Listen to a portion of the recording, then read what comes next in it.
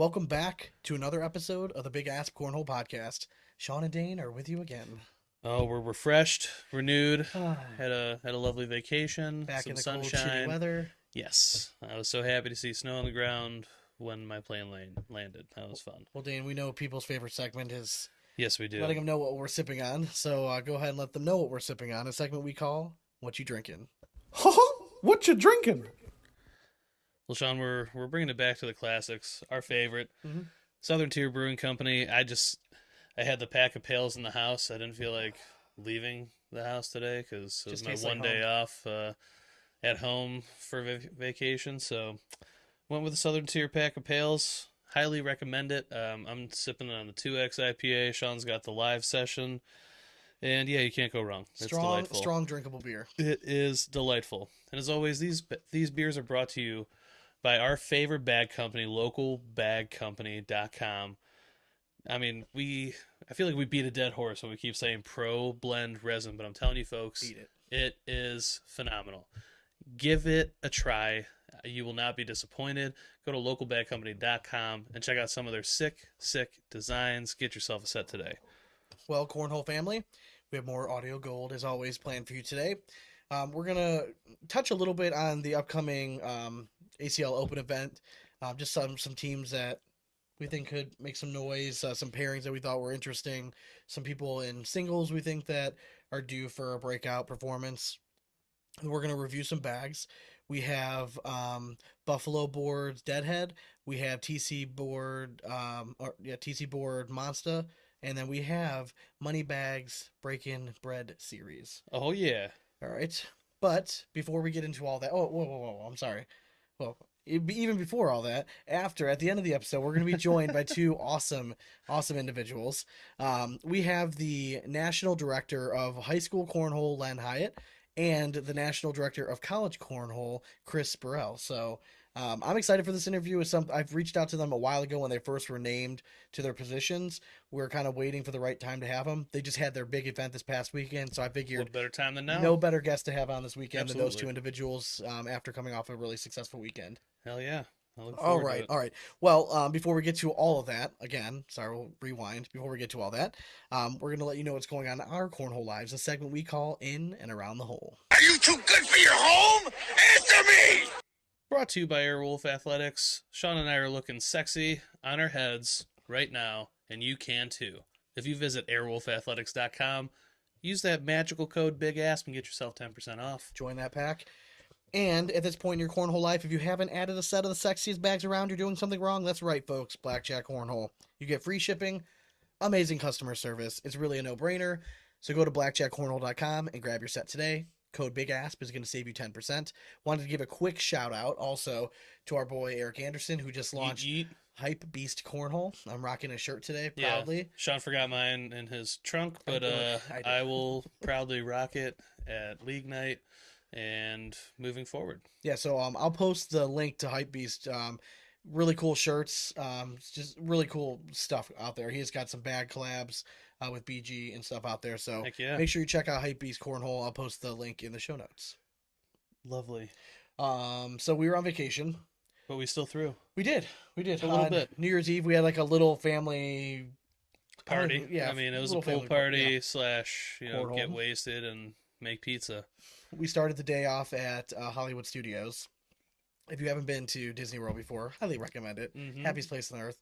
So we went to Hollywood Studios, checked out the new Star Wars place. Nerded out Dude, hard. nerded out so hard. Hardcore. We somehow got into, because our uncle's amazing, Yes. got us into the cantina with a group of 7. That never happens. Yeah, and like it's ridiculously hard to get in there. We made it worth it. We You and I definitely. yeah. So really, you're supposed to stay in there for like 45 minutes, right? But as long as you're ordering drinks, they won't kick you out. Exactly. So we took that to heart. I think we tried almost every drink on the menu except for like 2. Yeah, and those were ones with like some kind of like cream in it. I don't want cream with my alcohol, so I'm So good. funny story. So the first drink we started with was like a whiskey bourbon something They concoction. claimed it was the most powerful one there. So So we're like right up let on it it, let's rip. do it. So the waiter comes over, passes out all these drinks in these big ass fucking glasses, right? They're all looking sweet. And then I see these 2 like little thimble type glasses on his tray, and he hands them to Dane and I, and he's like, "Hey, don't judge it by its size. It'll pack a punch. I think we downed that shit in like 2 seconds. And You know, everyone wanted pictures and stuff. I'm like, let us order another drink for our pictures. Like, this is pathetic. It doesn't like it looks like there's nothing in my hand when I hold it. Oh, come on, man. Like, do we look like we're the guys? Yeah, like that, I didn't order a shot. If Yeah. I wanted to order a shot, I would have just ordered a shot. I thank God, because I didn't know what the rules were. I'm like, are you allowed to order more than one drink? Because if Oh, not, like shit, I you let it rip. feel after so that one. After that, he's like, oh, you can order whatever you want. So yeah, we ordered a little bit of everything. I was feeling quite good after that. So after all that, we went on a ride, and then we went over to my aunt and uncle's house, who have a beautiful house, big pool, and they had just enough room for cornhole boards. So obviously, we're busted out the boards, had some bags. We threw a bunch. It wasn't we our were ba- restricted because Listen. there were some string lights hanging pretty Dude, low. not even that. Like I would. I mean, by the time And I we were finally, pretty buzzed, oh man, by the so- time we got to throw, I mean, I couldn't even stay awake at the end of the night again. Yeah. Like I mean, it was just we were just pounding beers, playing cornhole, like kind of in our element. But it was good. I mean, it was fun. I'm glad I got to throw a little bit. You know, what I mean, against other people, and it was a good time. Needless to say, our uncle brought 64 IPAs, Oh. loaded up his fridge for us, and I don't think many were left. there's 5 left because him and I proceeded to crush them the following night, and There then you we go. were both sad when they were all gone. Well, you can't go wrong with that. No. I'm trying to think anything else exciting happened over vacation. I mean, dude, all in all, just it was a nice vacation. There was a lot of cornhole that happened this weekend. I know there was the high school and college event, and then there was also a USA cornhole event. Obviously, we were busy. I didn't get to really watch Yeah. any of it. I saw a little bit of the highlights here and there, but for the most part, it looked like it was successful. I'm excited to talk to Len and Chris and get a little bit more feedback on all that stuff and the growth of the game through younger players and everything. I love to see it though, because that to me is where I feel like you and I might have a niche. Actually, is like I don't know, starting up youth cornhole Oh, yeah. around here. So One of the cool things I happened to come across was a match. I think it was the finals of. I don't know if it was I don't know what exactly it was from, but Matt Guy played Austin Schlobaum. I think it might have been a USA cornhole event, like in the Was that- finals yeah, or was that the singles or singles? something. And Matt Guy ended up winning the match 21-7. Right. I don't think anyone's shocked by that, but what I was shocked by was looking at the stats of the game. Austin Schlobaum only scored 7 points and he shot like an 11.09. yeah, I mean that's Can you imagine playing a game where you just feel like you threw the best of your life and you still got annihilated? you know it just shows that Matt Guy is throwing at an otherworldly level right now. Yes. I mean he is on the tippy top of his game, and Lord help anyone like if that continues throughout this season, because I mean, dude, I mean the way he's throwing, how could he not clean sweep? I don't. mean, It's like, it. I know it's a different beast going into a national and everything, but I think we're gonna see a different Matt Guy only because, again, if you pay attention to like how his season went last year, no, he didn't get a singles win, but he was always near the top. He was Yeah. always like top 4 in his bracket, somewhere in there. Mhm. And even that consistency is so hard especially with how deep the field is. I fully expect Matt Guy to win a national this year in singles. I mean, Is he going to clean sweep? He's not going to. There's too much talent that's there. I mean, that's an impossible feat that I don't He think anyone finished, will I ever want to reach. say, I want to say in singles at the end of the season, he finished either just inside or just outside the top 30. To me, it almost seems like a foregone conclusion, as long as he stays healthy, nothing happens crazy, that he's going to finish top 10 in singles. The way he's throwing right now, I think absolutely, top 5 yeah. seems like a foregone conclusion. I think right now, how do you not say he's the best thrower in cornhole right now? He could finish number 1. I'm not saying. I'm Yeah. just saying like going from 30. I'm just saying. I think that if I was a betting guy, I think you have to put him in. He has a top higher 5. finish this year in singles for sure. The one I'm honestly almost more impressed with is Austin Schlobaum, Yeah, making a name for himself quietly, just showing how good of a player he is. I think he's gonna make a lot of noise this year. well, I mean, you're showing an 11. What'd you say, 11.09 or Yeah. something? I mean that he's a stroker and he Yep. is stroking with the best of them right now. So I mean that's And we haven't that's even what it really comes talked down about him a whole lot in singles. It's been mostly that we really like his pairing with Frank Modlin this year. Mhm. Again, they're a team that I feel like at that first national, if they get a halfway decent draw, They I could think sneak up in really there really and- think that they're going to make a deep run. I agree. Yeah, I really feel. They're- I they're feel a like nasty they team. could very easily win a bracket coming up. yeah. But the open event coming up this next weekend, there were a few pairings that we thought were pretty interesting. One of them that I think you have to look at right away and consider them a contender. And these are teams that are not necessarily pro partners, right? Graham and Powers. It's a nice one. Man, that's gonna have some energy. Hmm. Yeah, I mean Jamie Graham can get a little hype too. If his partners get up there, Jordan Powers, always brings the energy. I think that is very interesting. I'm gonna be interested to see what bag choice they go with.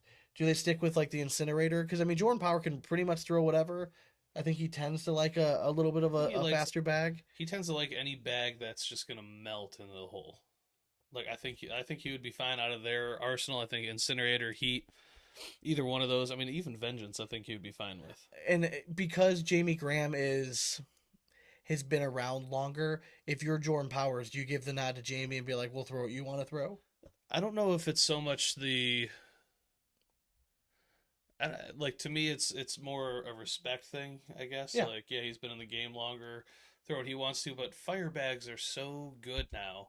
And they have so many different arsenals. I mean, Yeah. not knocking Ultra. Yeah. Obviously, they have phenomenal bags too, but I think maybe Fire's a little more friendly to a greater audience. Yeah. A little easier to throw across the board. Yeah, I agree. Yeah. I agree. One of the other teams that I thought was definitely interesting to watch that I'll be excited to see is how AJ Sims and Sam Finley does.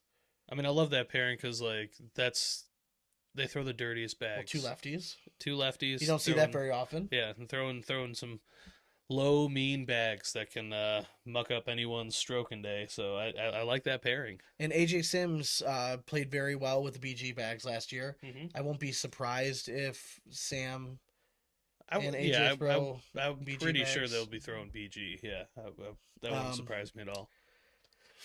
I like the pairing because they play a similar style of game, so bag choice is just going to be kind of obvious. Yeah. And again, I think this is an opportunity for Sam Finley, who's paired with AJ, who is steadily becoming how do you put this?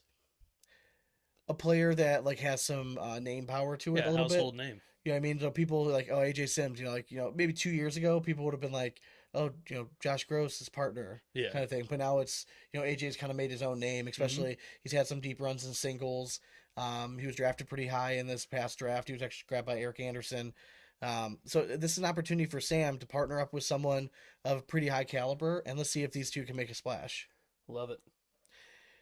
A team that is obviously always partners through the regular season, but they're going to be there. And I think this is an important open event for them because we're getting so close to the start of like the first national event is Hissner and Henderson. They haven't been off to like the swiftest of starts. I don't think that they had the performance in Cincinnati, which was pretty close to their home, that they would have necessarily liked. No, I think last year Henderson came out to like an unseasonably like early start. He started off hot, out of the gate.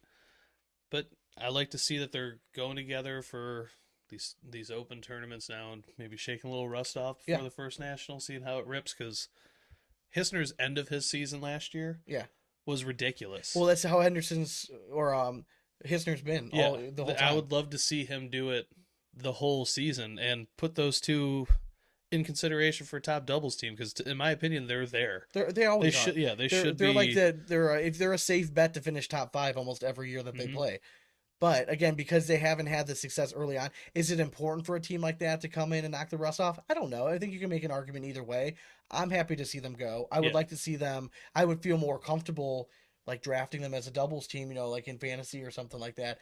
If they had a good showing here, be like, all just right. have a little knowledge of how they're throwing right now, but they can they're also just go very out consistent. here, shit the bed, and then go into the first national and very win easily. it. So I mean, it's a crapshoot. Just reps. It reps. I mean, that's to me. That's probably what they're thinking. This whole tournament is like, hey, let's just get our reps in, get used to the tournament atmosphere, how long the days are, and then get ready for the national.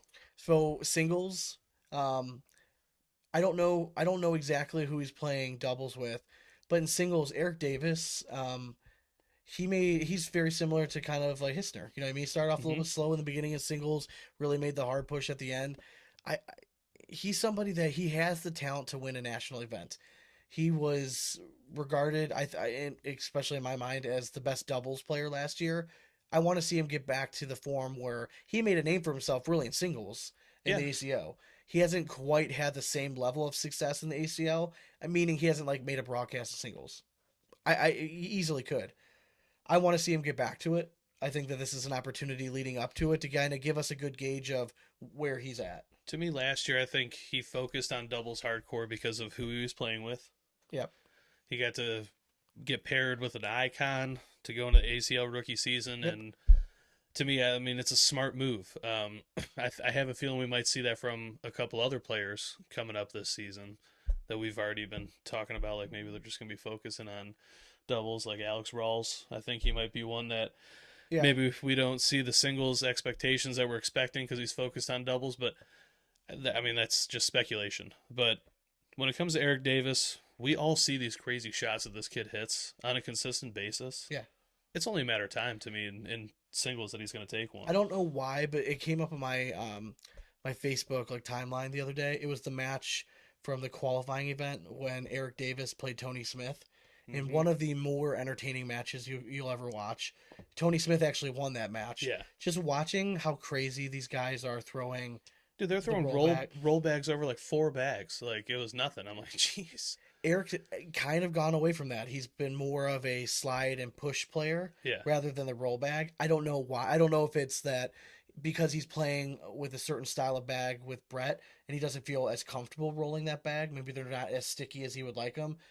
But the way this kid can drag a bag, I think you can say he's probably the best at that in the game right now. To me, he's the best recovery guy. Like, It's he'll just miss a block unreal. and somehow bring it back in. I mean, and I think he learned a lot of that from Brett Guy because He I mean, could be, he's yeah. a great Yeah. recovery guy too. And I think the roll shot, like he might have lost it last year because he maybe just didn't have the right bag to do it. Could be. Another guy that I want to see, he's another fire player, Jamie Graham. Yeah. After coming off of one of the most impressive, just dominant performances, it took a step back a little bit last year in singles. Wasn't it was going to be hard to follow up on the season that he had in 2020. But I think even Jamie would admit it was a little bit disappointing in overall and where he finished in singles. I would have fully expected him to be a captain in this team's draft, finishing top 15. Didn't work out that way. I think Jamie Graham's a testament to how good this field got in one season. And now it's going to be even better. But I think you can still consider Jamie Graham a top 5 player in the world. Oh, hands down. Yeah, because his consistency is still there. Like, Was even it though that he he wasn't was- winning tournaments, he was Or still... was it that he was trying to, maybe it took him a little bit longer to get used to the bags than maybe he would have liked. Could have This been that year, too. when we got to see him play, looked pretty Looked good. very good, yeah. Looked really good throwing the incinerator, which again is very similar to an all slide, and we all know that he throws an all slide very, very well. That's kind of what he was throwing that in Game Changers when he was making his deep run. So I really think that I wouldn't be surprised if we saw Jamie Graham win singles at this event. If Jamie Graham is comfortable with his touch on the boards, he is almost an impossible beat. Because he's got the best go-around bag of anyone, in my and opinion. then his airmail too. If His he's feeling airmail's, comfortable his airmail's detrimental, but I mean, like, you know, that one bag where the guy hangs it up, like, halfway in the hole on his 4th bag, and Jamie Graham's got last bag, and he's so good at just sneaking that thing around and melting it in without bringing that bag in. I think he's one of the best in the world at doing it. All right, so I wanted to bring up one other thing before we move on to the bag review. So I was listening to the Dogcast episode, and he brought it up on this episode, on their 100th episode. He also had messaged us, Corn Dog, our buddy from Down and Back. Apparently at the USA Cornhole event on I think it was on the broadcast, Frank Modlin, I believe, was playing somebody from Canada and was up 19-3. And with one of his bags, I don't know if it was the very last bag of the match or where it was, but at some point he was up 19-3, and he actually covered his eyes, closed his eyes, and threw it for an airmail. He missed, but it's still a little bit of showboating. Yeah. Can I ask your opinion? What do you hear that? What is your? I think there's maybe 2 ways you can kind of look at it, right? Well, I mean, the fact that he missed it, I think is kind of it's funny to me. I mean, you kind of made yourself look like an ass a little bit. And okay, let's put this out there. We are huge Frank Modlin fans. Yeah.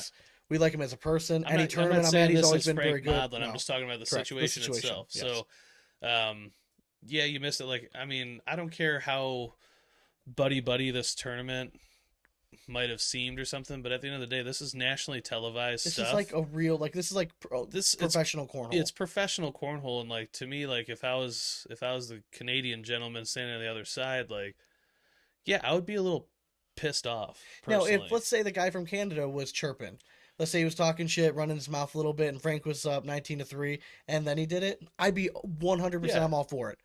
I I'd be highly okay. doubt- Shout yep whenever you throw a bag. But are that's gonna go- Canadians capable of talking shit? I you know, I get what I don't you- think. Yeah, I don't think they are.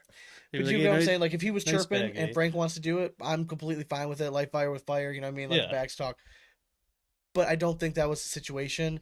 If you just go off and do that, if I'm playing Frank and he does that to me, I'm definitely saying something to him as we're walking down. I'm going to say it under my breath, just a little bit, being like, you know, that's, Yeah. you don't have to be an asshole. Yeah. You know what I mean? Like, you don't. I mean, that's a dick thing to do. To me, yeah. I mean, it's just to me, it's just the level that you were at. Like, if it was like a blind draw that you were at on like a Yeah, weekday, yeah, that's what I'm saying. Like, shoot it. But like, this is a whole different beast. It's a nationally televised event. This is No, there's pro two different ways. cornhole, Now, if like- he blindfolds himself, hits the airmail, and it for a win, and he makes it, that's gonna be all. It's gonna blow up. It's gonna be all over social media, and everyone's gonna look at that. Great shot, whatever. But guess what? He missed it, and I just don't think if we're talking about in terms of sportsmanship, I'm sure this is gonna be an unpopular opinion. People are like, oh, you know, like participation medals. I get it. I'm just saying that if that happened, if I was on that broadcast and that happened against me, Frank definitely needs to be ready because I'm saying something to him right after that match is over. Yeah. Like, I'm definitely going up to him 100%. And I would not be, if I was playing against him, that I would never be a Frank Bondlin fan again. I mean, to me, it's like, I mean, You're trying to grow the sport. yeah, but you don't do stuff like that. yeah. That's At the same disrespectful. time, like if you're trying to throw a like eyes covered airmail, like that's just knocking the other guy down. That's literally trying to like crap on him, like and just make him look like a goof. But like at the end of the day, he missed it. So who's at fault at the end of the day? Like to Yeah. me, it's Frank kind of made himself maybe not seeing the best light after missing it, and now we're having this discussion because of it. Had he hit part it, of it, I part of mean, it's great because we are talking about it. yeah, You know what I mean? So it makes it for a good conversation. I just think it was a bad look for a guy who has been so good for the growth of the game. I just thought it was a bad look. yeah, and like I mean, it's just hard because, like you said, I'm like torn because I do like Frank. Oh, like, he's one of my favorite guys. he's an awesome guy. We talk to him all the time. We know that that's not what his intentions were. Just knowing No. him as a human, like, but we're just kind of saying what it came off as a consumer. Yeah. And yeah, to me, it wasn't the best light. And if I was in that situation, I'd be right there with you. I'd be talking right to Frank after that and be like, look, don't try to make me look like an asshole. All right, Yeah. like that's not cool. Like you're probably gonna beat me in this game. You're up 19-3, but You don't need to be making. yeah, it look, you don't need to rub have it in to. here. Yeah, you don't have to like salt the wound. Like that. Now, if there was some history, right? Let's Matt Guy, Adam Hissner, oh yeah, and like, that I 100%. If they're both chirping back and forth again, let it fly. I 100%. I'm all for that. But when it's like a gentleman's type game like this, and it's on a broadcast, and you have to kind of be careful what you say. yeah, Like, who knows? I mean, that guy could have been a fucking hocky player and dropped yeah, gloves. just gotta pull the everybody shirt knows. over So, his head. And, Again, I thought it was interesting. now again, I want to just put it out there that if it comes back that dude was talking mad shit to Frank and he did that in spite of him, then cool beans. Like good for you, Frank. But if he wasn't talking it at all and you just kind of try to do it, then I think that's kind of crappy. I don't know. I agree, 100%. All right, you want to move on to the bag review? And you feel it, and it feels like a bag of sand. No, I don't. All right. Well, this bag review is brought to you by Bagsport, the maker of the original Cornhole bag backpack. If you need a sweet ass patch to go on your sweet ass bag, go to bagsport.com, where you can actually customize your own set, and there's different, like 10,000 different combinations to choose from. So if you're looking for a backpack for your bags, patches, shirts, hats, anything, go to bagsport.com and grab yours today. Do it. All right, so we have 3 sets of bags today to go over. We got Let's three start heavy with, or like at least 2 heavy hitters, and you know then what? Let's start with money bags. yeah, All right, I it's mean, been a one while. that Our boy we're Jake Childs. huge fans of. I've had these bags for a while, and I feel bad because I kind of like set them aside, and I was waiting for the right episode, and I was actually I've thrown them a decent amount, and I saw them, and I'm like, you know what? Today's the day. They're great feeling bags. I mean, Listen, we've said something about money bags, which has Yeah. been very consistent. Jake Childs throws a thunder bag. Yes. He is a phenomenal player. He makes a really, really He good does cornhole make bag. great bags. It's one of those things. He's one of those guys that were, if there was a little bit more promotion, for I his think he could product, take he off, could man. he could blow up because he makes a really nice bag. So this is the money bags. This actually is Breakin Bread series. This is a bag to me that could put him on the map. It is right up my wheelhouse.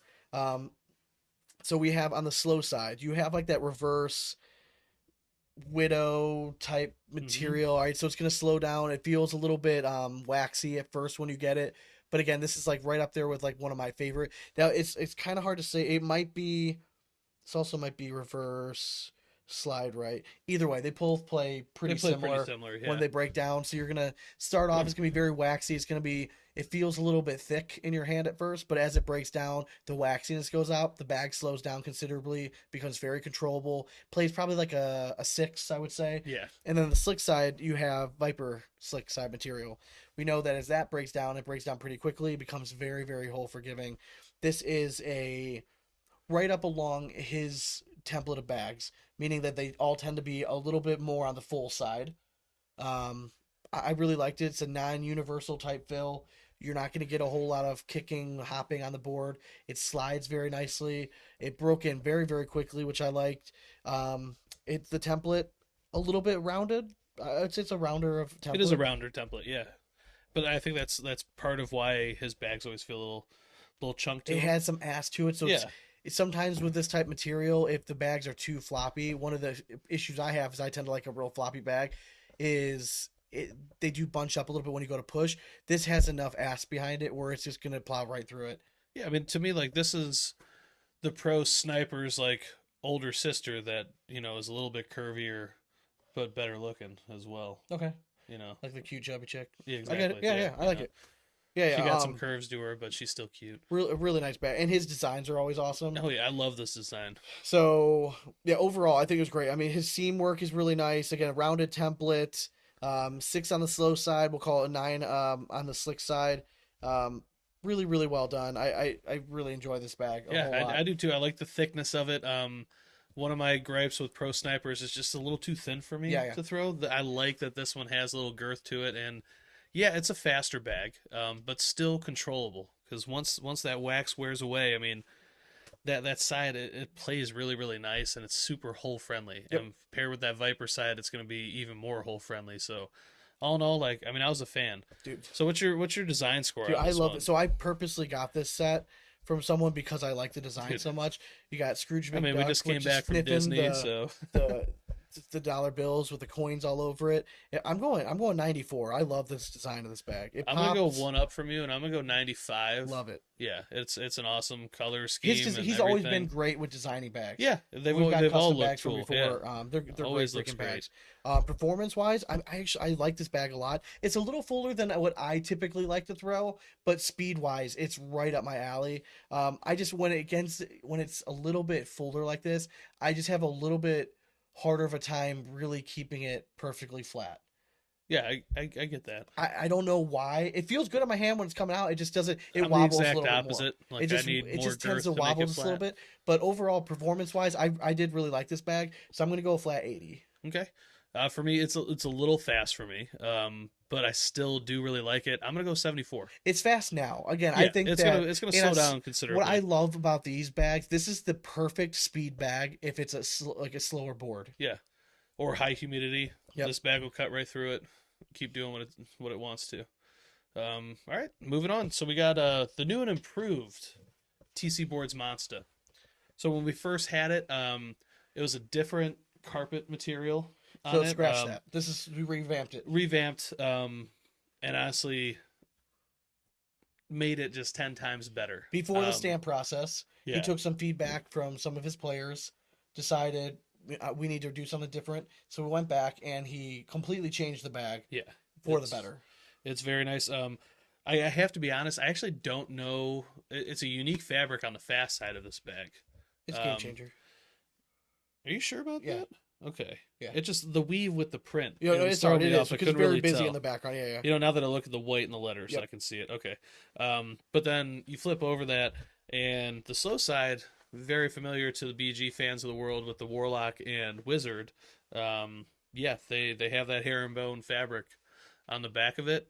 And it is the same material. I know there's been a lot of imitators of it. This is the same stuff. So all in all, like, fast side of this bag, probably in that 5 range to start. Or is this the same? Because this is not the same as Dragon, right? Like the double Dragon. No. This is the Wizard stuff. That's a little bit thicker version of this one. Okay. I just know because the herringbone's small on this one. You're right. You're right. No, you're right. So I mean, the fast side's going to start off probably at like a 6/5, and then once it fully breaks down, it'll be like a true 5 on it, maybe, or the slow side. I'm sorry, I'm talking about the slow side. So 6/5, and then once it breaks down, it'll be like a true 5, maybe a 4, depending on conditions. And then fast side, Sean knows that it's that game changer, so we'll go a 9 on that. Yep. Making the bag super hole forgiving. This is the bag with the fill. You can do all the shots you want. You can hit the roll. You can hit the cut. It is a little bit faster than the true carpet of the world, if you will, but you're not gonna get this kind of hole forgiveness out of that true carpet. It was a smart addition because you already had like the Revolution, which is like a slinkier, a little bit faster bag. Yeah. And then you also had the War Chief, which is like a fuller, slightly like it's like the chubby cousin to the Revolution. Yeah, so this, to me, like speed wise, this is pretty close to the Hoka-Hey. Yeah. But the Hoka-Hey is like a very square. It's a bigger bag. Yes. This is like it's rounded corners, plays chunkier, and because of its chunkiness, is able to hit those cut and plays more like carpet. This is going to bounce. Yes. A whole lot more than what the Hoka-Hey Hoka-Hey does not do any of that fancy stuff. You can hit a cut shot with it, maybe. But I've never been able to get that bag to bounce at all. Yeah, but this is going to be a bounce. This is going to be for all the bag manipulators out there. So I think it was a smart move to go back, revamp this, go with the... Well, it seems like that's what the pros are loving, too. Yeah, correct. We were talking to Josh Gross last week, and that's what they've been kind of leaning towards, throwing that bag quite a bit. Yeah. All right. Design score. What'd you think of the design? I love the design. I think it's super cool. It's kind of got like this teal gray like camo in the back. Yeah. I like it better than the original Monsta that we got, and to me, it's a clean look. I'm gonna give it let me get a 90 on it. Okay. I like it. I'm a little bit lower. It's okay. I'm not like a huge like camo guy, but it's solid. I mean, again, you know which bag it is. I like that the brand is right there. You see their logo that's also big on it. You see the stamp. It all pops. I'm gonna go 70 on it. Alrighty. Performance wise, for me, I don't know why. I feel like this material, this carpet type material, should be right up my alley. I don't throw this stuff well. I don't know why. I've said it before. I don't really throw the Widow, or I'm sorry, The not Wizard. the Widow, the Wizard. Yeah. Wow. I don't throw the Wizard that well. This was kind of similar to it. There's 3 other bags from TC that I personally would rather throw before the Monsta. But again, that's just my style play. I'm gonna go 67. Okay. For me, I like the improvement. It's awesome. I think they did a great job of it. This will be a bag that you would throw. Exactly. Yeah. So I mean, I think this is going to take over Hoka-Hey as my favorite by them, and I'm gonna go an 86 on this one. Okay. I like it. Okay. Now we're gonna go to a pretty popular bag right now, arguably top 3 most popular bag. I always see it getting sold on. It's got to be, right? Yeah. It's got. I mean, low side top 5. But I think their most popular production's bags. also up there too. So, I mean, you can actually order these things. This is we're talking about the Buffalo Boards Deadhead. I'm not okay. So we had when Buffalo Boards first came out, and I saw that they started producing bags. We reviewed one of their bags early on. It was called the Fallout. It was very similar to like kind of like the Monsta, like the Wizard, and it had like this really super unique like slick side material. I was not a fan of it. I just didn't think it did anything special. I thought it was too fast on the slick side. The carpet material wasn't really doing a whole lot for me, so I gave it a pretty low score. That slick side still might be the fastest slick side Yes. I've ever thrown in my life. So, and I kept seeing people talk about the Deadhead. I'm like, and I was kind of resistant to try it. I'm like, I don't know. I haven't really, I wasn't blown away yet by any of the bags. And then I got my hands on a Deadhead. I filled in for somebody at league night, and the guy I was throwing against had a set, and his were pretty new. Mm-hmm. So I asked him if I could throw, just 2 bags down to somebody see it. And I picked it up and I saw, I'm like, well, I'm gonna like this. You basically have like a really big Surefire type bag. So it's like that Surefire slow side paired with like Viper slick side. Mm-hmm. It plays huge on the fucking board. It is a very, very floppy bag once broken in. It is right in my fucking wheelhouse. I really like this bag. I know I can tell. You guys can't see under the desk right now, but I mean, he went 6 to midnight as soon as he touched it. Again, this just fits in my wheel. I like a floppy bag. I like that it plays bigger. The only downside to this is when the boards get really tacky. I have a hard time pushing with this bag. You just gotta because push it it's real floppy good. and it's, what's that? You got to push it real good. Yeah, I do. Thank you. Mm-hmm. You're Okay. welcome. Anyways, Salt and pepper. it's just when the boards are really slow, I struggle a little bit pushing this bag around, but all in all, this bag is really well done. It's a rounded template bag, but it's fucking massive. I mean, this is a really big bag when it It spreads is a out. big bag, yeah. Definitely on the thin side, fill wise. So to universal me, fill. what It's does that nice. what does that fill feel like to you? This is the closest bag that I've ever come to a friction, the cornhole scenario friction. This is the closest thing See, I've ever the felt. fill to me almost feels like that the razor bag. Remember that boss bag with how like watery it feels? A little bit. His His fill is so flat in this bag. Well, that's what I'm saying. It is a almost like a little spaceship type shape to it. This is right up there with some of my favorite fill. I mean, this is a really nice bag. I almost wish there was maybe like a quarter of a cup more fill in this thing. Yeah. And that'd be perfect. But again, I really like this bag. I throw it very well. I was gonna throw it at the last regional. If the boards are playing a little bit faster, this might be the bag I throw this weekend. Fair enough.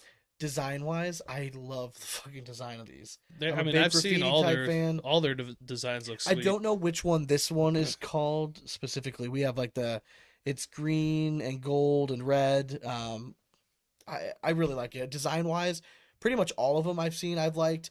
I'm going 93. Yeah, I'm gonna go right up there with you. I'll give it a 92. I'll go one less. Performance wise, I still like the friction a little bit more because it's just a little bit more full than this, but it doesn't play as big as this, but same fucking materials. So I'm gonna go with a 94. I really like this bag. It is right. It's automatically. Literally pull these bags out of my bags board bag just to bring them up here so we can review. Now the flat fill causes me an issue because I hate when I feel fill move in my hand when I go back, and that's exactly what this bag does to me every time. So it just throws me off. It's always in my head. So for me, I mean, I could see the hype. I could see why tons of people like it. It's a great bag, but for me, I'm just gonna put it down at I'm gonna put it at a flat 70. Okay. All right. Well, you know what time that is, Dane. Go and cue that. Right this time for the rap horn. Reach us at Instagram and Twitter at BigAsp Cornhole. And Facebook at BigAsp Cornhole Podcast. Thanks again to our sponsors. As always, we'd like to thank Airwolf Athletics. Go to airwolfathletics.com and use code BigAsp for 10% off, and localbagcompany.com for the best bags in the business. Bagsboard.com for the sexiest backpacks and patches in the game, and blackjackcornhole.com for the best customer service around. Code BigAsp is going to save you 10%. Also, again, big shout out to Eric Anderson for the Hypebeast Cornhole. Again, I'll post the link in the show notes. Patreon. Yeah. We are up and running. We are up to 52 patrons. We greatly appreciate all your support. If you're listening to the show, you like our content, you want us to continue doing this, please consider joining our Patreon community. We post polls, questions, all that kind of stuff. Just really interesting stuff. They're helping people on the Patreon account right now. Are helping us set up the best of the bags. Yeah, best of the bags. Best of the bags bracket. Asking their input. It's been really good stuff. If you're looking for some really good entertainment, we have a bonus episode up there with Brendan Ahern, Don McPhee. Who else was on there? Corn Doug was on there. We had Eric Anderson. It was just a really good time. Heck yeah. I mean, guys, that's what we're talking. Like, it's exclusive content. We have just polls posted up. If you liked watching our episodes on YouTube, join the Patreon account for as little as $5 a month. A cost of a beer, buying us a beer once a month. You can go watch the YouTube videos on the Patreon and you go to account. $10 a month, you're in the bag drawings. We've already given away 4 sets of bags. Yeah, these bags. These bags are going to go too. So Sean might fight for the deadheads. I'm going to keep the deadheads. I'm not going to lie, but I like money bags. I love that bag, but I want to put that in the hands of other people to show exactly how get good it that out bag in is. people's hands and somebody spread the word. Somebody on our Patreon account reached out to me the other day and said, "Hey, when's local bags coming out with the Hustler X?" I'm like, I think sometime in January, but I'm like, you know what? These are coming to you. I'm going to send them out to you. There you go. I'm going to send them out to you. So again, consider joining our Patreon account. We greatly appreciate all the support. And we have, we wanted to give a quick shout out to we got all of our patrons. new Patreons since last week. So we got Chuck Neal, Corey Delarusso, Clay Mosier, Josh Milbrath, Bud Wilson, Brian Boak. I think we're gonna figure that one out. Steve Ferris, Bridger Van Otten, Jason Hewler, Josh Devine, Brandon Fraley, Justin Arthur, Kevin Palick, Chandler Jones, Jimmy Smith, Taylor Howe, Nathan Everson, Tom Valenzuela, Bill Sanders, Cameron Conup, Scott Wood, and Ryan Freeman. Thank you all from the bottom of our hearts. We hope you enjoy the content coming up. It's only going to get more fast and furious as time goes on. Again, be on the lookout for all of our best of bags bracket coming up, because I mean we're gonna ask them for a lot of answers to questions. So if you want to be part of that, join the Patreon. Hell yeah. So stay tuned, as we're going to be joined by ACL National High School Director Len Hiatt, and ACL Pro also, and the National College Director Chris Burrell. Hell yeah. All right. Well, as always, we hope you throw it straight, and it's nothing but 4 baggers from here on out. Cornhole it. Later. This interview is brought to you by our friends at Cornhole Solutions. Do you have a cornhole question? Find your answer at cornholesolutions.com. They have everything cornhole. Bags, boards, pitch pads, score towers. Underrated bags. Their Character 77 is a super sneaky good bag. Yes, they have, and honestly, just go check them out, because I might get a set and review them again, because it's been a long time. Yeah, it's been over a year. That, yeah. So see if anything changed from our last review. And we are going to be getting a discount code for Cornhole Solutions. So stay put. Just stay. If you're looking for new boards, use that code. Why not? Hey, save some money. Yeah. And some of the best direct print I've seen. So find your answers at cornholesolutions.com.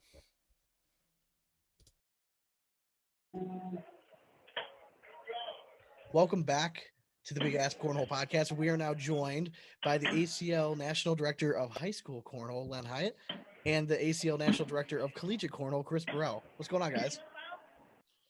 What's up? Well.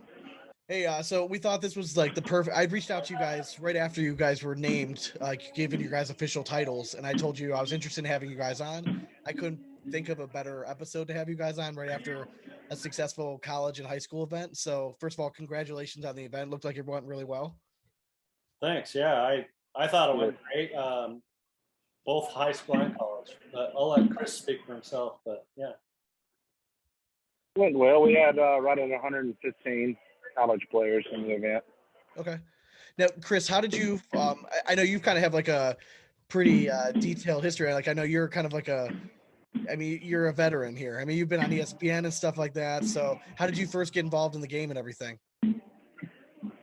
Back in 2014, a few buddies of mine would throw around in the backyard. Decided to put on a tournament at a local bar and convinced a bunch of people in town to give us money for payout. And we showed up, put a $1,000 payout on Facebook, and folks from 4 different states showed up. And we realized how serious some of these guys were. Okay. So I've been at it ever since. Now, which broadcast were you on? Were you on the Armed Forces? Yeah, the first year when ACL actually had the USA Forces, which was back then, it was 2019. Okay. We were on there. Should have won the main bracket. My partner got a little stage fright under the lights, but who are you playing with? I was playing with Chase Morgan out of Orlando, Florida. Okay. We were lights out on it, undefeated in the bracket. got to ESPN, and it's like he'd never thrown a bag. And Okay. so then we did the blind draw. I drew. Just Yeah, I ask drew Mark Russell Isley. Post in the blind draw. That's right. Okay, that's what it was. Wasn't Russell? Russell was in a boot, right? Yeah, Russell had the boot then. Yeah. We had he's with the Air Force, and I drew him in there. We went undefeated through the bracket and got him to ESPN. Lost the first game with a double dip, and came back and got my little highlight reel in there. So Hey, that's all that matters, man. Hey, that's all that matters. then I was this past year. I was on the NBC Sports broadcast with USA Sports. Me and Chase were. Nice. Sure. So how did you get involved? Like, how did this whole national director of collegiate cornhole happen? Like, why did you feel like it was a good fit for you? How long has this been like in the works of you getting this position? All that stuff.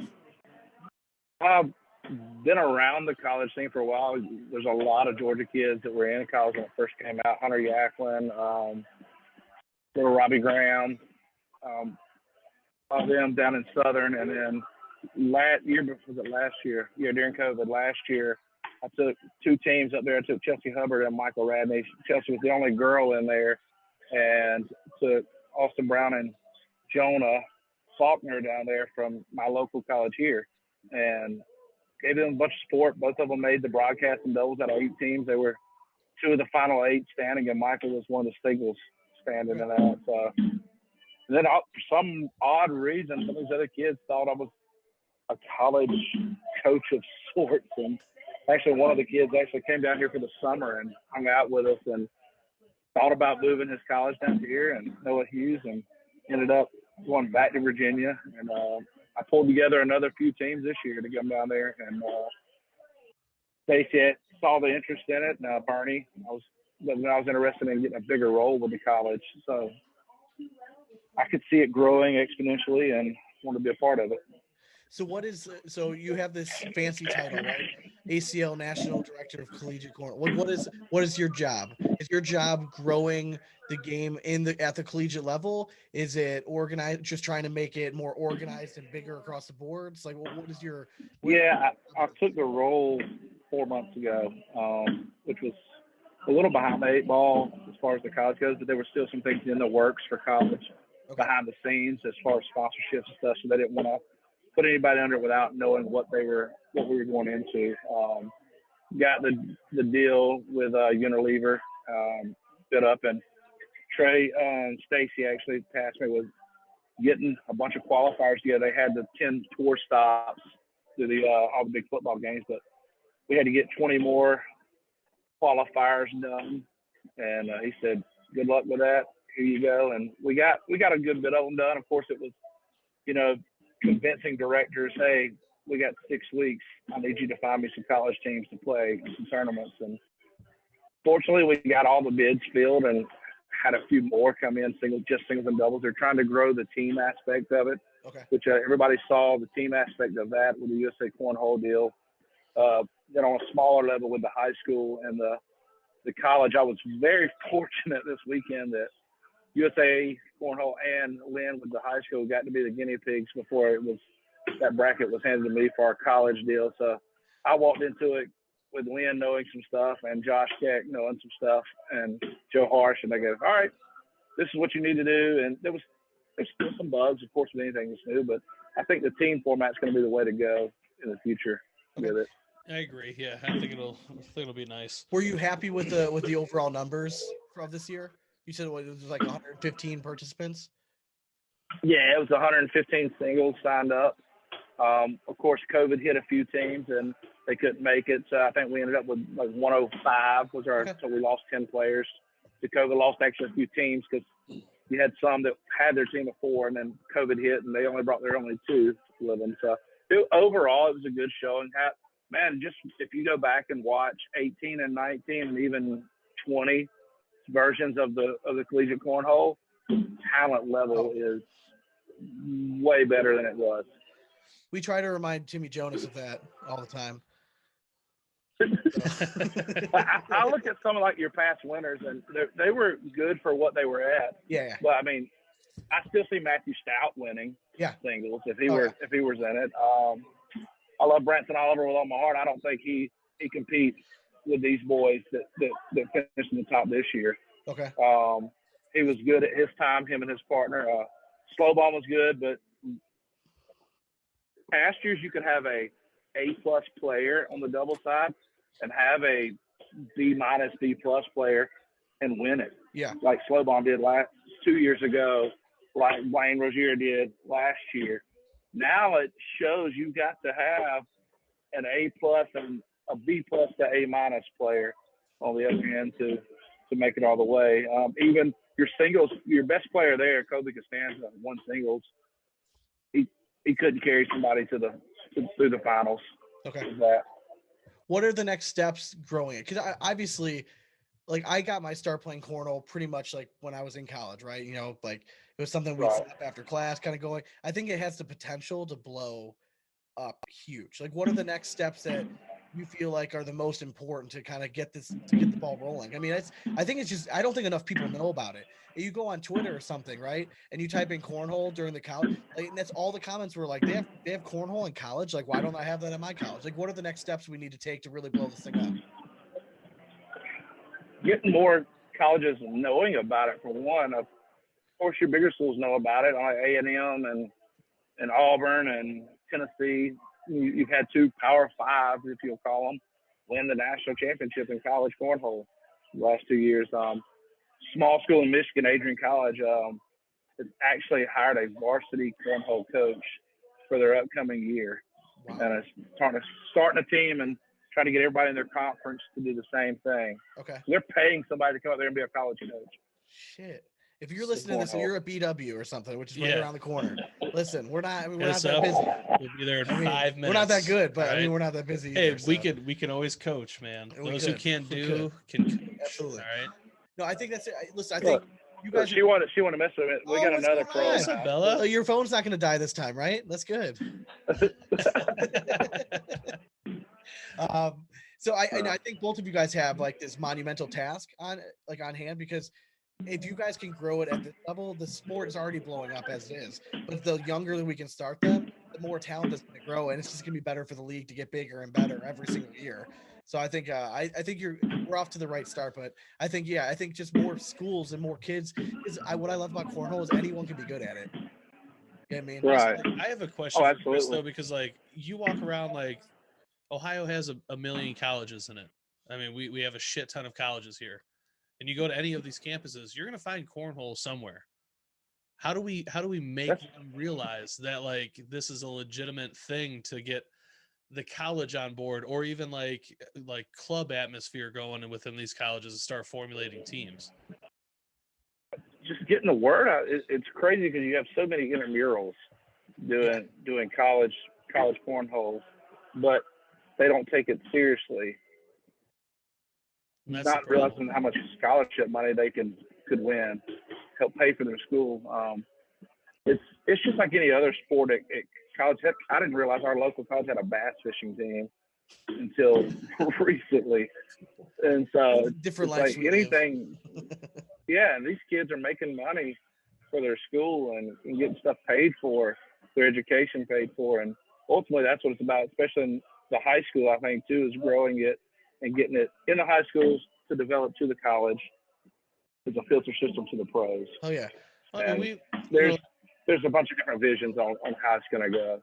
Well, because like Sean and I grew up in high school, like we loved rugby, and then going to the collegiate level, like rugby was not really that big at our time. Yeah. But go to like flash forward, a decade, and you have rugby, collegiate rugby.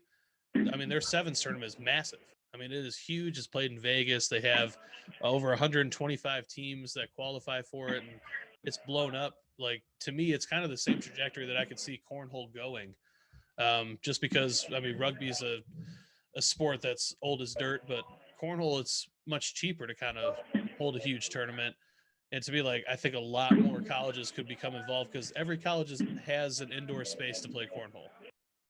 If you don't, then you're not a college. Like, I mean, my vision may be different from some, but I kind of see it going kind of like your college gymnastics meets go, where everybody from the conference gets together, have singles, doubles, your team events, crew cup even, and everybody individually gets points for the meet, and then as a school, when the meet earn points towards the national championship and actually get big enough where you have to be one of the top 128 teams to make it to the national championship. Yeah. Yeah, I think it was going to get absolutely. there. It'll get there for sure. I mean, So let me ask It's you going this. to take 4 or 5 years. So Yeah. let me ask you, let's say I'm a college student right now.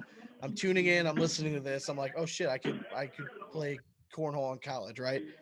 What are the steps that I could take? Like, can I reach out to the ACL to get a club team started? Is the ACL in a position to help me get something like that started?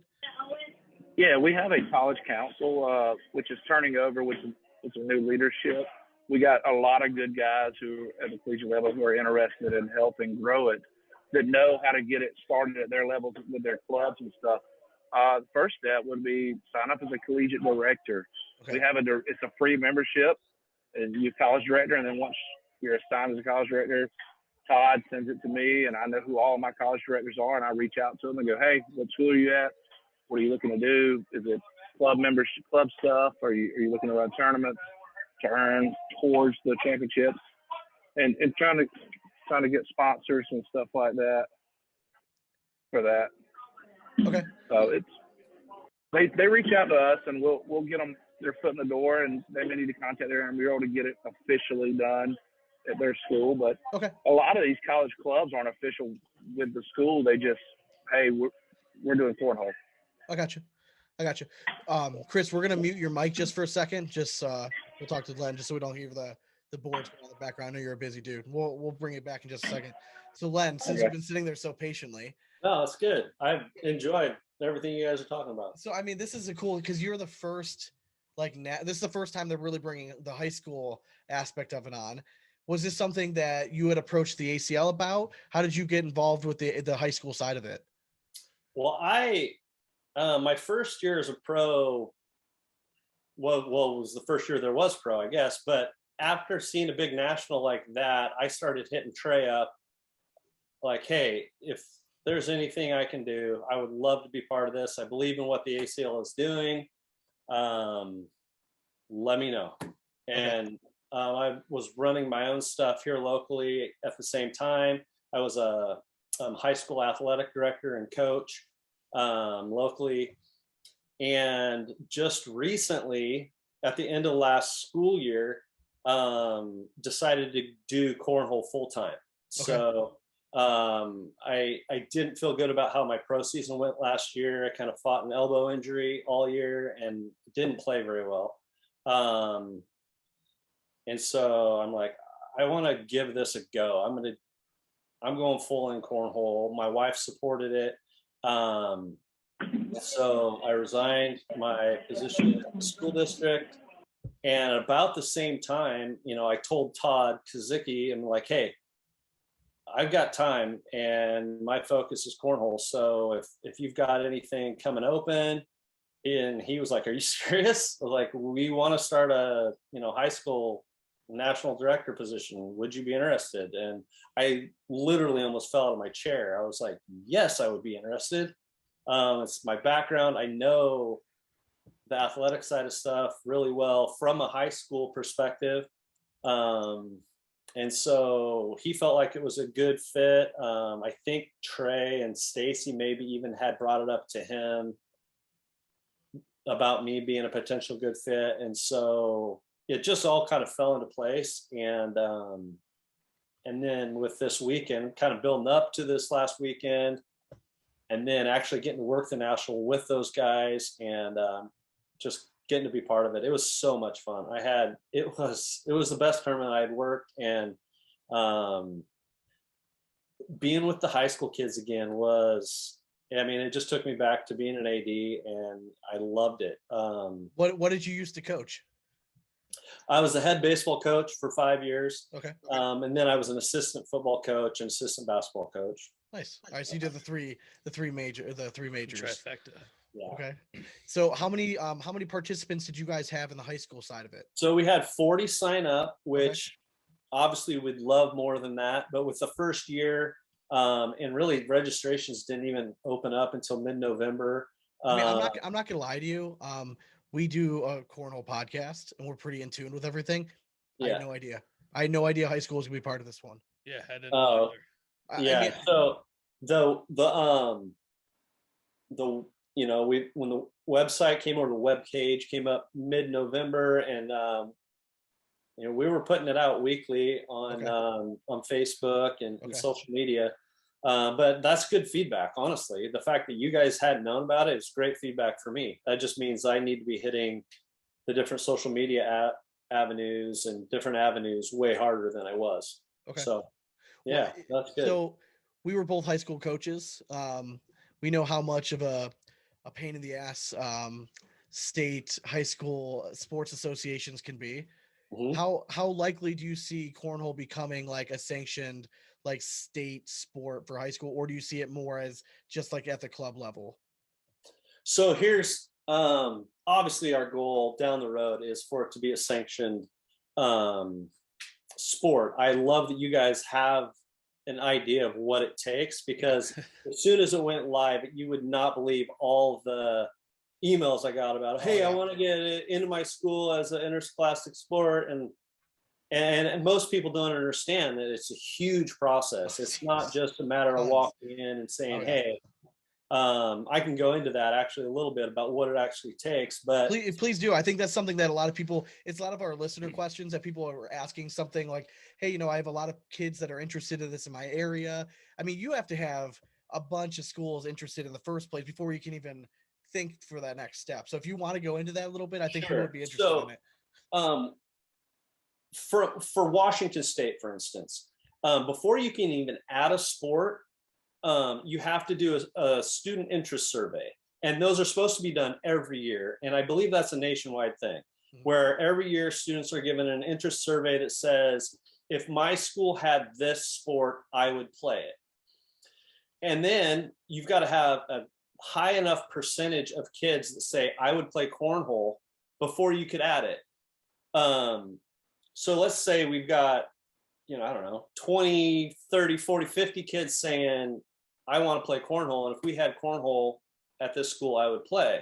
But if there's the same amount or more kids saying, if we had slow pitch softball, I would play slow pitch softball, it's a Title IX thing. You can't start cornhole until that number is the highest number on the list.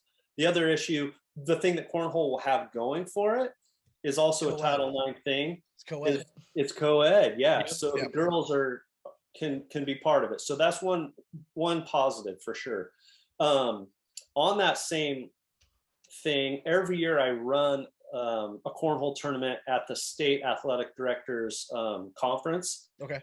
And this year, Dave Ticker, the director of that conference, came up and said, hey, this year we're running the national conference in Seattle, where all the executive directors are going to be there for the national director. Would you like to come speak at it about getting cornhole into schools? And that was another kind of fell out of my chair moment. I was like, yes, absolutely. I want to come talk at that. So I'm supposed to do that. That's in July, and that'll be at least a good avenue. I'm hoping. I mean, you have to start statewide. I think, first. You need one state to start it. Somebody has to be the guinea pig. There. You know what I mean? So sure. Why not out there? You know what I mean? So, yeah. I don't know. We'll see. Right now, my big focus November and December was to get this national under our belt, and but this week, my push is now turning to getting cornhole as a club into schools around the countries, because you don't have to go through all that red tape with club. Nope. Exactly. You got to have somebody that says, I'll be an advisor, a school sign off on it. And we went to a high school that still had intramurals. We could. Yeah, exactly. Intramurals. The other big piece that maybe a lot of schools don't even know, there's state standards for PE in every state in the nation for cornhole. So I've got that stuff that I'll start sending out to high schools and PE departments. Just like, hey, at the very least, let's do a PE unit, a 1 week unit of cornhole. My local school but while I was athletic director, they built 40 sets of cornhole boards in the shop, and they added it to the PE curriculum. So that's another brilliant avenue. You get these high schools that have shop classes, be like, hey, build a cornhole board. I think cornhole has an allure because you don't have to be the prototypical high school jock to be good at this game. Right? Like Yeah. I love Trey Birchfield, and he's not listening to this right now. I know he's over there, but like he doesn't look like your prototypical athlete. You know what I mean? But the kid is one of the best players in the world. Like you just, Oh, I love that all walks. You have guys that like I'm sure you came across like Eli Stevens, from our Cleveland area, monster of a man. To a guy like Alex Hicks, I mean, he was 12 years old. And like, you know what I mean? Yeah. Like that's what I love about this game. And the other thing that I think is really appealing at the high school level is the relative. It's super inexpensive to get started, really. For I mean, sure. there were so many people in the community that would be willing to donate boards and bags to start a club team. I mean, they essentially you get start for nothing. Now, if you start becoming like us, I mean, it can get a little expensive if you're buying bags all the time. But I mean, for the most part, it's relatively inexpensive. You really don't need all that much space. I mean, if you're starting small.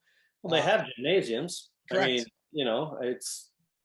I mean, Yeah, why can't they run a little blind draw? I think the one thing, Yeah. and this is kind of coming from our background in rugby as well. It's funny how much there's crossover that we're seeing in rugby. It started off as a club sport. Eventually it became a varsity sport at our school. But one of the big hindrances of it becoming a varsity sport is that there was a hesitancy. Rugby has a certain connection in the professional level to drinking. So there was some, hesitancy about promoting a sport that is known on the professional level to have a lot of drinking on it. I think that's one thing that's great about the ACL and how they're trying to clean up the image a little bit. Because if everyone considers this like a bar game, a bar sport, it's going to have a little bit of a harder time making it that big jump. Exactly. Yeah, that's a good point. I mean, and you're an athletic director by trade. I mean, you understand like all this stuff and the meetings that, I mean, you could have potentially been sitting there and someone would be making this pitch about bringing cornhole into your school and you'd have to make that decision. So, I mean, I think you have a leg up. Yeah, I don't know. I hope so. I do know that I get to see both lenses. I can see it through both lenses, I guess is what I'm trying to say. I love this game, but I also have been on the other side of the table and know all the different red tape that comes with starting new sports. So is this going to be a once a year type like national event for at least on the high school side for now? As far as I know, that's the plan. Once a year, although there's other things brewing that I'm not sure I'm at liberty to say yet. Yeah, I got you. That's fine. Yeah. But again, I think if you're in the high school age and you're listening to this, you're probably a cornhole fan. The nice thing about the ACL is you don't have to just participate in just the high school portion. There's three divisions. I mean, you can go play intermediate, you can play competitive, you can play advanced. I mean, if you think you're good, go to a local regional, get your start there, get your feet wet. That's what we did. We walked in the first day, we met Dave Weiser. I walked up to him like, we don't know what level we should play. He's like, well, if you think you're good, you can try. He's like, I try competitive first. If you get your ass kicked, then stick around for intermediate. And that's what we did. And we kind of worked our way up to now we're very low. We like to consider ourselves low level advanced players, but mostly competitive players. Yeah. On the good days. But no, I think it's great. I think you guys, if it can build on the high school level, and we're already seeing that this sport is growing and becoming a young man's game. Definitely. I mean, look at all the young talent. I mean, Trey Birchfield. Exactly. Perfect timing. Athletes right there. Right? I mean, but seriously, I mean, it's crazy how much of a young man sport because these guys are able to travel around and go play all this stuff all the time. So, I wanted to change gears just a little bit. You also, you're part owner of C3. Yeah. My brother and I started C3 together. Robbie. Okay. So talk to us a little bit about C3. You guys make some sneaky good bags. I don't think you guys get enough love out here on the east side of the States. I'm not gonna lie. I walked around that tournament this weekend. I was a little bummed. Okay. There wasn't one set of C3 bags at the tournament. Okay. So I'm like, okay, we've got some work to do on that front too. But I think they're great bags. The kilt. The Kilt and the Sasquatch are right up there with me, are two of my favorites. The Kilt is the most comparable bag to a Viper I've ever thrown. Sasquatch is one of the most unique, slow, controllable, hole-forgiving bags out there. I mean, I'm really surprised you guys, it hasn't caught on more than what it has, really. Well, I know one, we really felt like it was taken off last year. And then, I don't know if you've counted, there's like 251 pro lines now. Last year, I want to say it was in the 50s. I could be way off on that. I don't know. but I remember hearing that number. Just this past year, we reviewed just on the show 140 series of bags. Last year there were 54 bag makers. Okay. This year I think there's 62. Something like that. But I mean, endless amounts of series. I mean, it's just ridiculous how many series there are. It's crazy. So yeah, the market has definitely caught up with demand. Okay. I mean, people have a ton of options, and so it's just kind of figuring out where and how to get your bags into people's hands, and frankly, then having somebody make a deep run with them. Are you guys pretty popular, at least in your area, you're regionally? Yeah, and we have we've got a new bag coming out that's killer, and people are just foaming at the mouth around here. We've let a few bags kind of be tested, Okay. and it's getting rave reviews. So You guys have two. I think did you guys release two other series of bags this year? Was it the Monarch? Was it? yeah, the lumberjack and the Lumberjack. monarch. Okay, that's right. Yeah, and then the monarch. Okay. I love your guys' designs. Again, we were big fans of the. We reviewed the Sasquatch, the Kilt, and the Highlander. Highlander. Yeah, the Highlander. We reviewed those three pretty early, I think, last year. Yeah, you did, and pretty early on. yeah, we appreciated the love. You guys were, we appreciate all kinds of feedback, but positive feedback. Hey, I'll tell you No, what they're though. good stuff. I like it. The kill bag might have been the first time I've ever thrown a fast bag and kicked Sean's ass with it. Yeah, he did. Yeah, he really did. Yeah, we threw it at a regional too. We did, yeah. And it was funny at the Erie Open. My first two matches were against people that were throwing kills. Oh, really? Yeah, it was the most. I'm like, I was probably the only other person like in the building that knew what bags they were throwing. Yeah, I do see your bags in our yeah, area. it is actually. weird. They do pop up every once in a while. Yeah, so Nice. it is. All right, so we have some listener questions that I want to get to. Okay. Let's see. Which one do I want to start with? Okay, so Rob Law wants to know, for an ACL director with no connections in their local school system, what's the best approach to getting cornhole started? Is it better to try to get individual schools to start something internally, or as a director, would it be better to host like high schools only tournaments? I don't know that the best approach is a high school only tournament, but I think that we've got all these directors that are already running tournaments, right? Their board's already set up. They've already got, regionals or conference tournaments. Why wouldn't you just add a high school division to that tournament? You're already going to be there, and just say, okay, you can't be a pro, but if you're in high school, come play at this regional or come play at this conference. Then you're not, you're not having to travel one more time, set boards up one more time, and it gives those kids more than just one tournament they can come play at. If they go, like you were saying earlier, they go and they can play in the high school, but then they can sign up for competitive or intermediate or advanced as well. Do you give payouts for winning the high school? That is totally up to the regional and conference directors. At the national level, it's a scholarship, or it goes back to their school ASB. Okay. With design to start cornhole clubs at their schools. Okay. There's, the kids out of Maryland I don't remember, it was like $7,500 for their school. The kids out of Colorado, I think it's close to $8,500. Okay. You can start a pretty dang good cornhole club with $8,500. Oh, hell yeah. I'm just thinking though, like, some of these guys, like, like the Justin Strangers of the world, and Trey Birchfield and stuff like that are younger. Sure. What is making them choose to play in the high school division? Like you're saying, do it in addition to like playing in competitive or advanced level at your conference. But is that going to like impede any future plans that they might have? Like, let's say, like, you guys ever see like the NCAA picking this thing up, and if people are winning cash prizes, like, is that going to mess with them? I think when NCAA picks it up, that's something we definitely have to look at, consider. Until it's an NCAA sport, I think the kids. We're paying kids now across the country. Kids are making money playing cornhole. Chris, what is that? Is that an ultimate goal for the collegiate side? Is to become like a NCAA sanctioned like sport, like on the varsity side, or are they going again more club route?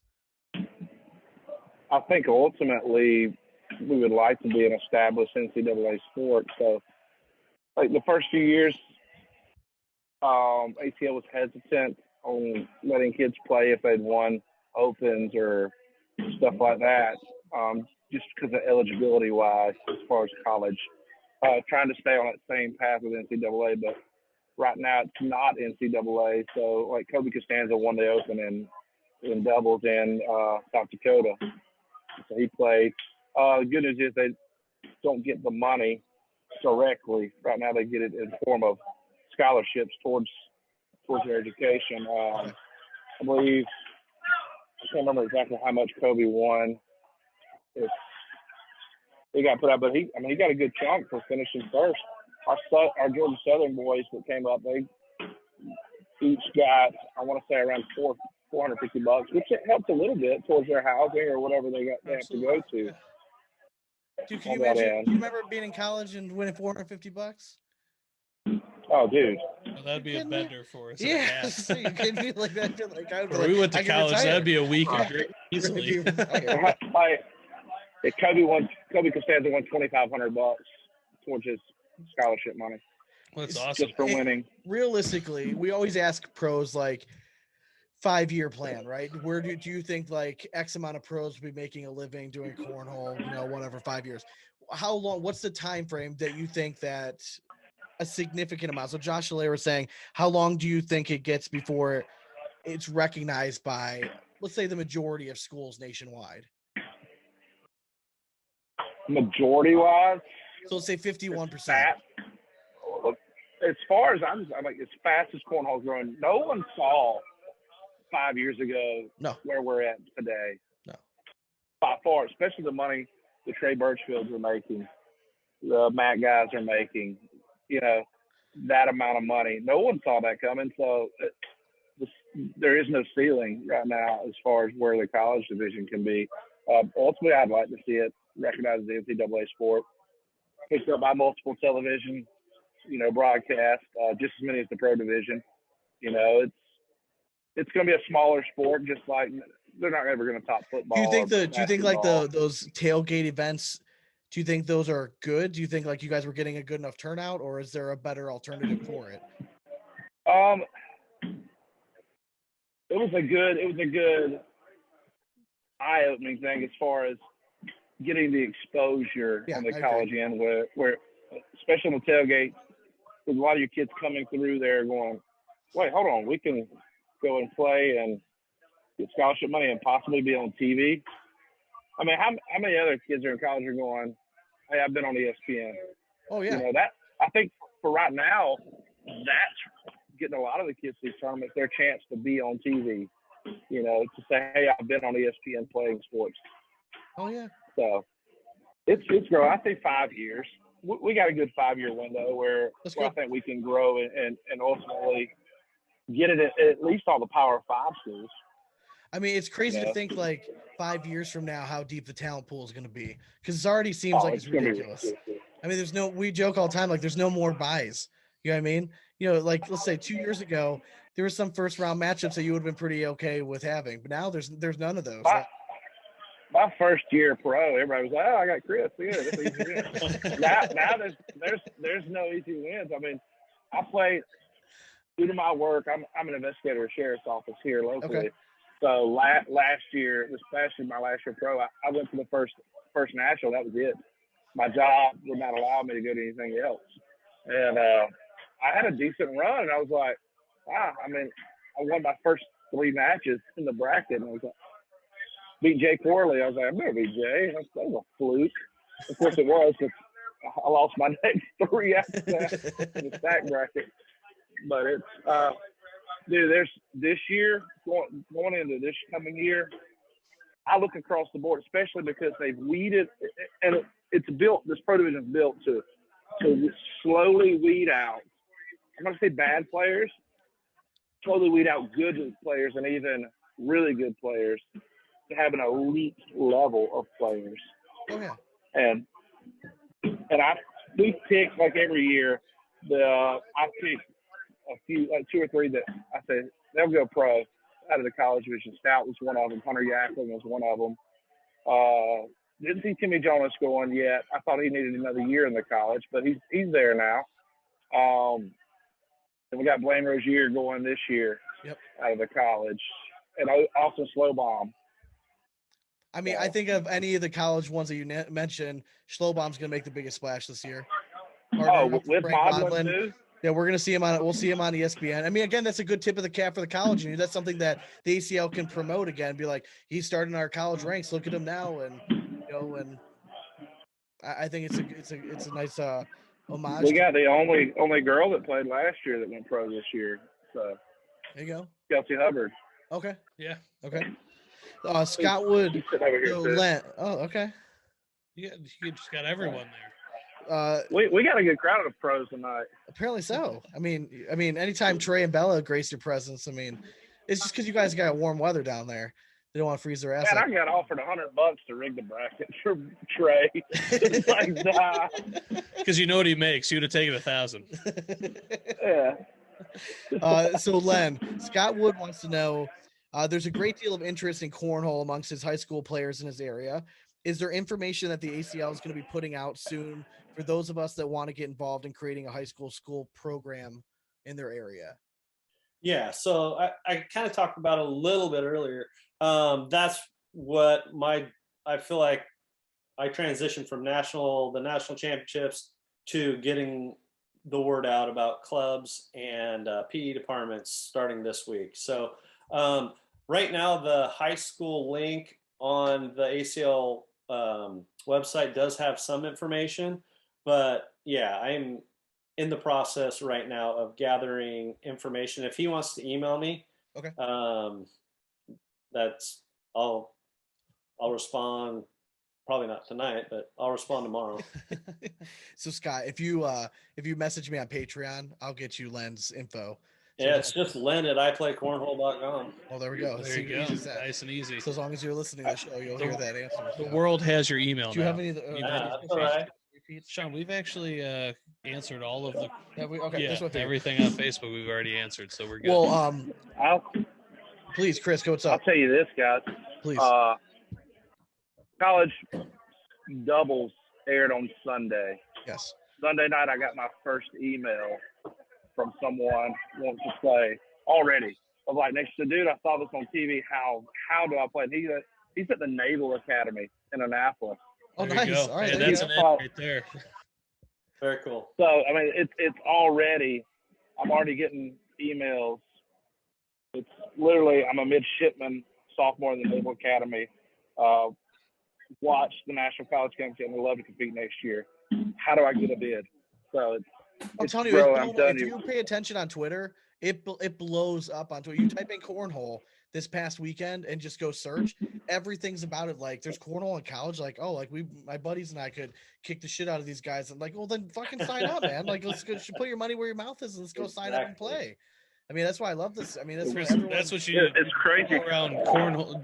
Troll around Twitter and hit up all those guys who are saying they could win. How do you think we get followers? I'll sit there and go respond to all of them, and then they'll start tuning in. And it's a grind work, but someone's got to do it. It's like we can't just enter a rat. Yeah, be a little bit more legitimate than that. All right, so we'll let everyone else go. I'll have you guys hang on just for a minute, and then we'll go from there. But thank you again for joining us. Congratulations again on an awesome event. You guys are. I'm excited for the growth of the sport. I think the ACL put it in the hands of two capable individuals, and I'm excited to see what comes of it. Heck yeah. Yeah, thanks for having us.